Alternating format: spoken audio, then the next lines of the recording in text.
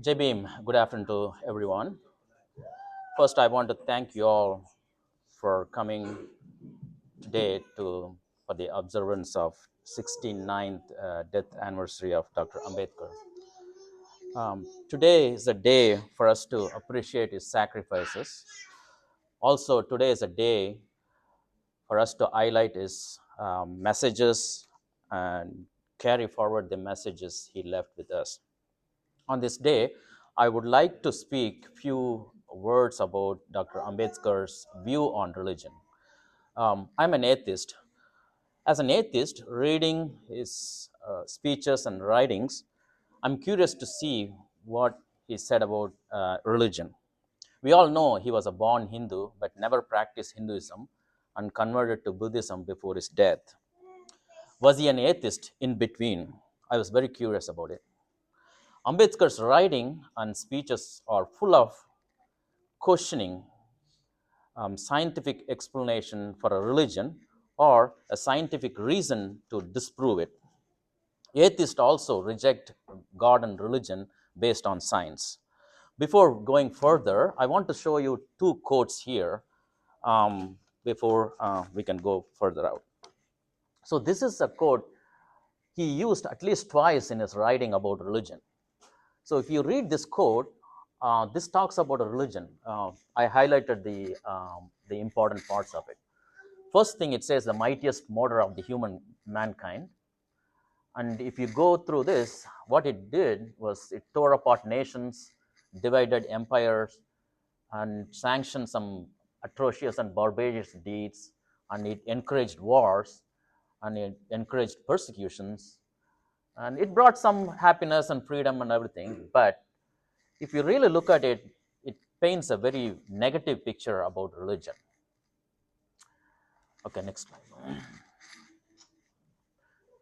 So this is another quote he used quite often when he is talking about religion. So this one fits me as an atheist. If you really look at it, it says man's religion does not enter into his professional or social hours or his scientific or artistic moments. So I'm an atheist. So I go to work and nobody stops me saying you don't come to work because I'm an atheist. I go to a grocery store, nobody says don't come here because you're an atheist. I go to a club, nobody says don't come here because you're an atheist. The same thing goes on. So it further says religion is mostly concerned when it comes to life and death. So we are, an atheist, we all know how a human life is formed, right? A union of sperm and ovary. And death, we all know we're going to die one day, but who knows what happens after that? If you're not very concerned about your life after death, you don't have to worry about anything. So it fits me very well. So he used it quite often. So my curiosity went up.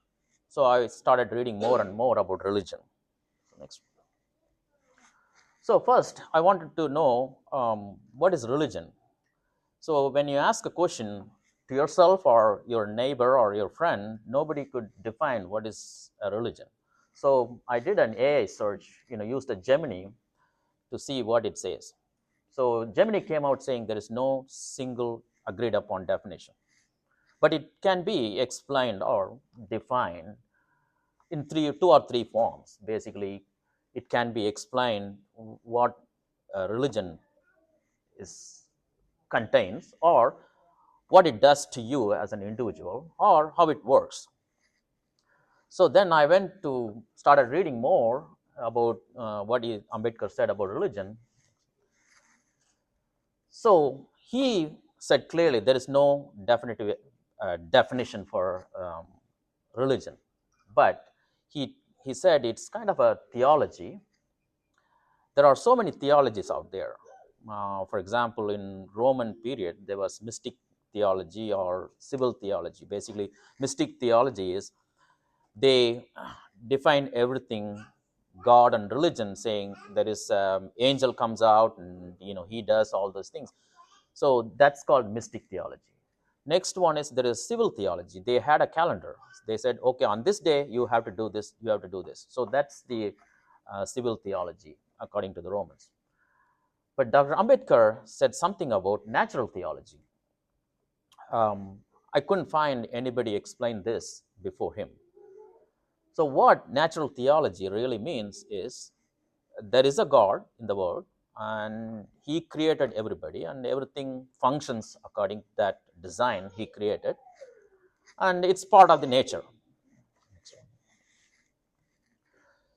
So, I was not very convinced about that definition as well. So, then I went further, started reading more books and more books wherever he talked about religion. He described religion in multiple ways. First, he said social force, which cannot be ignored. That's true.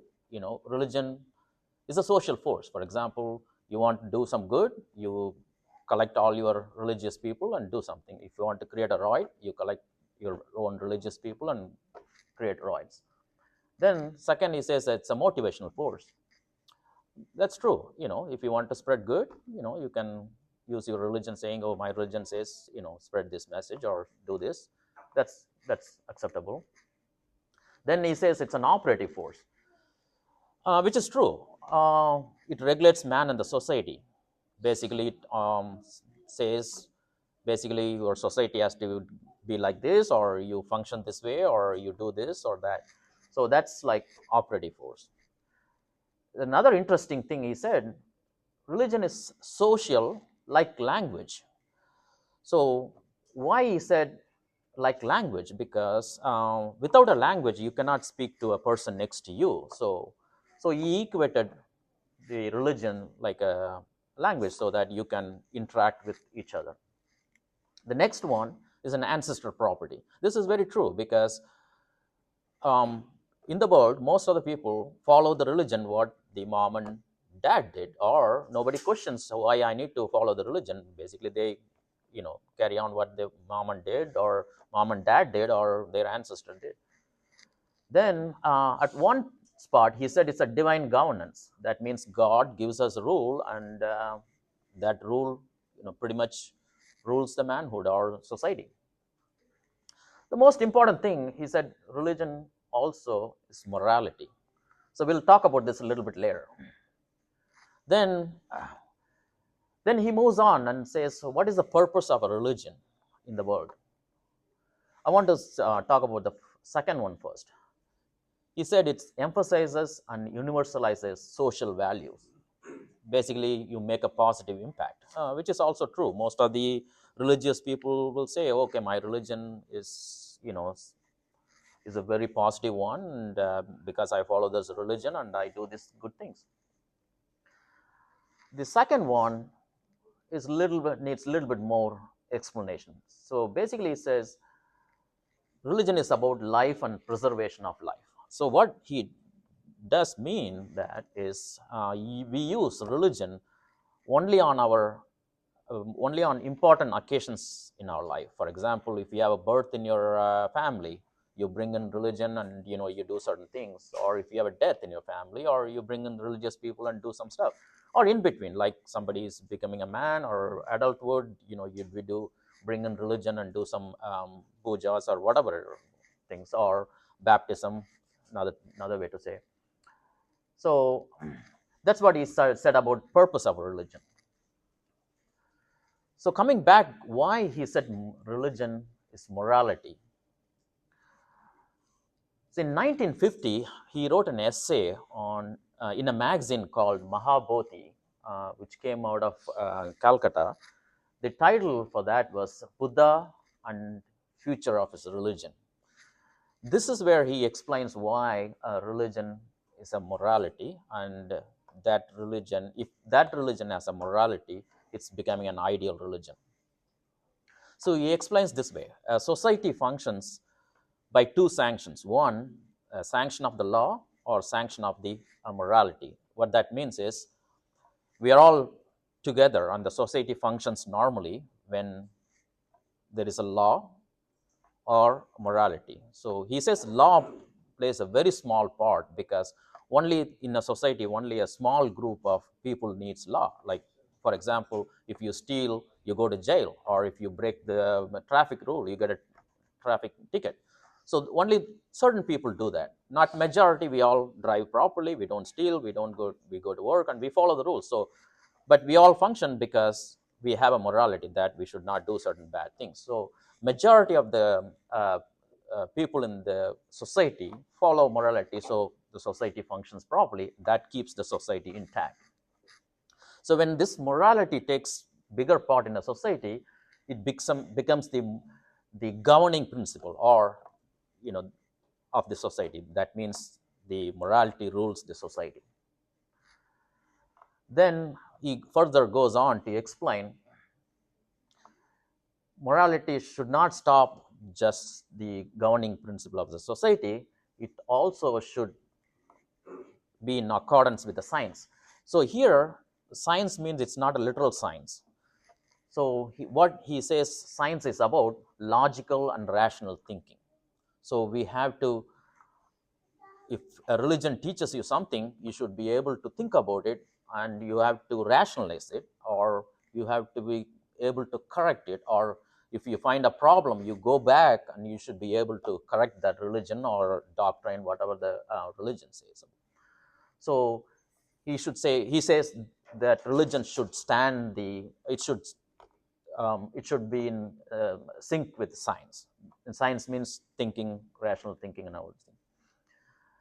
Then he says there is another test for a religion, if it has to be an ideal religion.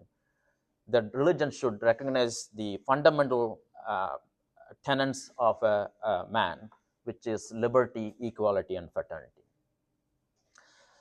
And he goes on to say, religion should not sanctify poverty. So he says, no religion should not say it's okay to be poor, or is it a blessing to be poor, or you should be able to sleep in, if you don't have a palace, you should be okay to sleep in a street.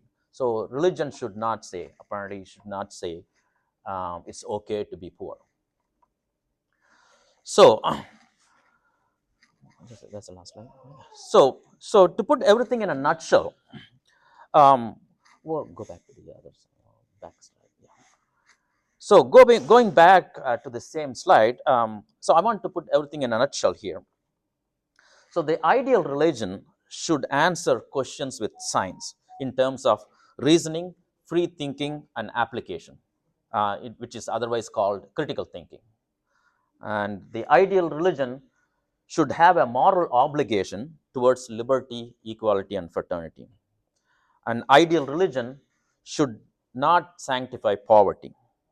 Saying that, I want to conclude the speech insisting, let's educate, agitate, and organize to bring in liberty, equality, fraternity. Jai Bhim. Thank you.